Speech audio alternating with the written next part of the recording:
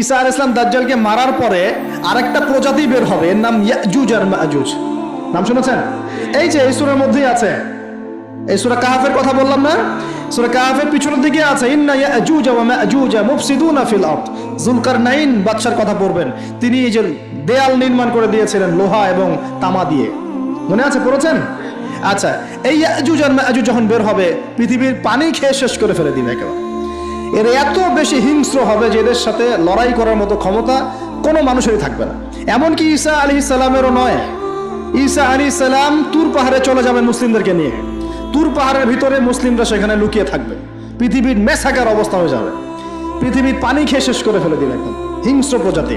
তখন ঈসা আলাইহিস সালাম আল্লাহর কাছে দোয়া করবেন, আল্লাহ এই বিভৎস এই জাতিকে ধ্বংস করো। আল্লাহ রাব্বুল আলামিন তখন ওই ইয়াজুজ আর মাজুজের এই কাঁধে, ঠিক কাঁধের মাঝখানে একটা ভাইরাস জন্ম দিবেন। কি জন্ম দিবেন? ওই যে বলি না মহামারীর ভাইরাস, অমুক ভাইরাস তমুক ভাইরাস, এই ভাইরাস আরো সামনে আছে বাকি এখন। ওই ভাইরাসে, ওই পোকায়, ওই ব্যাকটেরিয়া বা যেটাই হোক আল্লাহ পাক যাই দিবেন, এতে করে ইয়াজুজ আর মাজুজের পুরো প্রজাতি ধপ ধপ ধপ করে মারা যাবে। মানে এটা ছোঁয়াচে রোগ হবে। কি রোগ হবে? ছোঁয়াচে। ঠিক যেমন আমরা একটু করোনা দেখলাম না, একজন থেকে আরেকজন, একজন থেকে আরেকজন, এরকম জিনিস চলবে আরো বিশ্বে।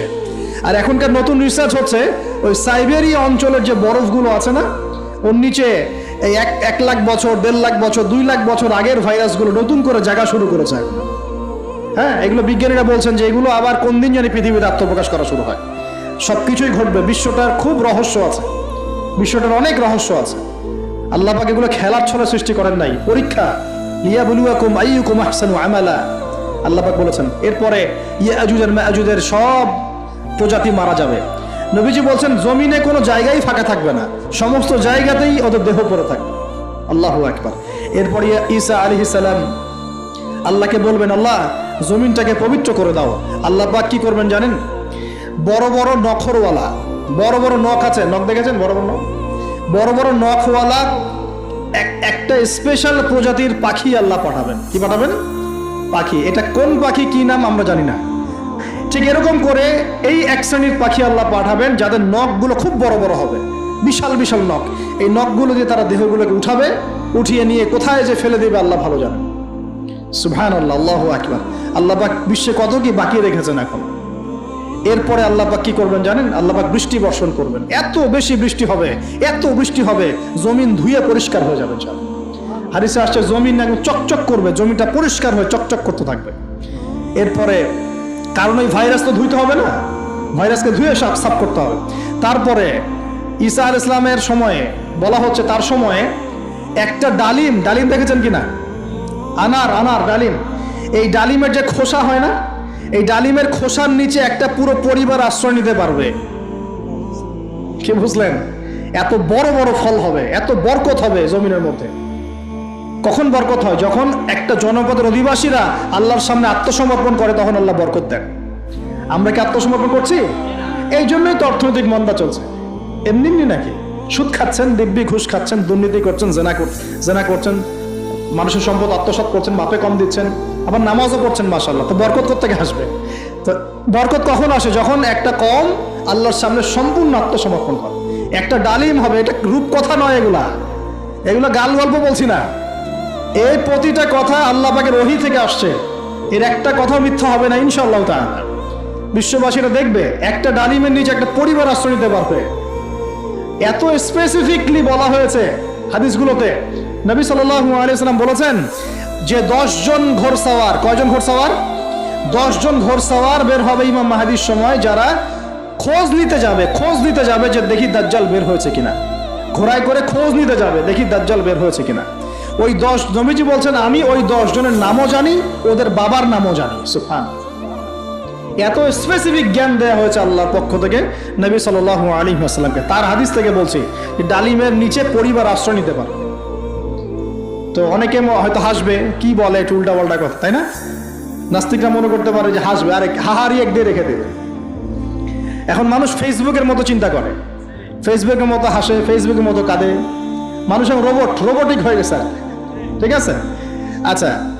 তো এরপর কি?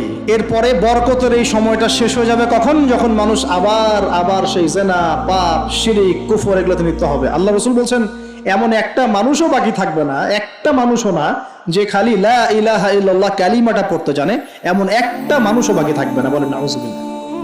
ওরা হবে এই পৃথিবীর সবচেয়ে নিকৃষ্ট মানুষ। ওদের চেয়ে নিকৃষ্ট কোনো মানুষ এই পৃথিবীতে হবে না। এখনো কি এরকম সময় আসছে? আসে নাই। এখন কি লা ইলাহা ইল্লাল্লাহ আছে না? আছে, হ্যাঁ, হয়তো তার পূর্ণাঙ্গ প্রয়োগটা নাই, কিন্তু কালিমা তো আছে কি না? তখন নবীজি বলছেন এমন একটা যুগ আসবে যে লা ইলাহা ইল্লাল্লাহ বলার মতো একটা মানুষ খুঁজে পাওয়া যাবে না, আর মানুষ রাস্তাঘাটে কুকুরের মতো জেনা করবে। রাস্তাঘাটে কুকুর যেমন সঙ্গম করে না রাস্তাঘাটে, ওই রকম করে মানুষ রাস্তাঘাটে জেনা করবে। ওই সময়ে আল্লাহ রাব্বুল আলামিন পশ্চিম দিক থেকে সূর্য উঠাবেন। কোন দিক থেকে? সূর্য সত্যি সত্যি পশ্চিম দিকে উঠবে। পৃথিবী একদিকে ঘুরছে না এখন, কে জানে আল্লাহ পাক পৃথিবীর ঘূর্ণন থামিয়ে উল্টা দিকে ঘোরাতে পারেন না? অবশ্যই পারেন।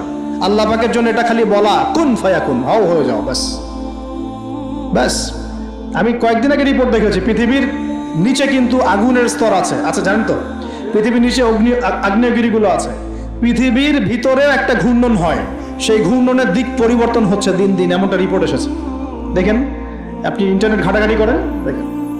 আর অনেকে রিপোর্ট করছে যে পৃথিবী আগে যে গতিতে ঘুরতো, এখন পৃথিবীর ঘূর্ণন গতি একটু বেড়ে গেছে। দেখেন রিপোর্ট দেখেন। ঘূর্ণন গতি বেড়ে যাওয়ার মানে হচ্ছে টাইম দ্রুত পাস করবে। আর শেষ জামানার হাদিস এটাও আছে যে সময় দ্রুত পাস করবে, আছে না? এটা হাদিস আসছে। তো প্রিয় ভাইরা, এই সময়ে মানুষ খারাপ হওয়া শুরু করার পরে এমন খারাপ হবে, আল্লাহর নাম নেওয়ার মতো কোনো মানুষ থাকবে না, আল্লাহ আল্লাহ বলার মতো কোনো মানুষ থাকবে না। তখন পশ্চিম দিক থেকে সূর্য উঠবে। কিভাবে কিয়ামত হবে? নবীজি বলছেন একজন ব্যক্তি পানি খাওয়ার জন্য পাত্রটাকে মুখের সামনে নিবে, পানি গিলতে পারবে না, কিয়ামত হয়ে যাবে। নাউজুবিল্লাহ। ইযা ওয়াকাআতিল ওয়াকিআ লাইসা লিওয়াকাআতিহা কাযিবা আল কারিআতু মাল কারিআ ওয়া মা আদরাকা মাল কারিআ। আছে না? আম্মা ইয়াতাসাআলুন আনিন নাবাইল আযীম। কত সূরা আছে কিয়ামত সংক্রান্ত, পড়ে দেখেন। ইযা যুলজিলাতিল আরদু জিলজালাহা ওয়া আখরাজাতিল আরদু আসকালাহা ইযা শামসু কুবিরাত ওয়া ইযা নুজুমু কাদারাত। এই সূরাগুলো পড়ে দেখেন। আম্মা পাড়ার শেষ পাড়াটা, যেটা 30তম পাড়া, এর সূরাগুলো পড়ে দেখেন। কিয়ামত চোখে দেখতে পারবেন ইনশাআল্লাহ। সিংহায় ফুঁক দেওয়া হবে। আল্লাহ পাকের ফেরেশতার এত ক্ষমতা আল্লাহ দিয়েছেন, একটা ফুয়ে পুরো মহাবিশ্ব ধ্বংস হয়ে যাবে ইনশাআল্লাহ। চারটাখানি কথা নাকি? দ্বিতীয় ফুৎকারে আবার সবাইকে জীবিত করা হবে। এবং এই যে দুনিয়ার জীবনটা আমরা কাটাচ্ছি, এই 30, 40, 50, 60, 100 বছরের জীবন, এই জীবনের এক একটা হিসেব আল্লাহর সামনে দাঁড়িয়ে সেদিন দেওয়া লাগবে।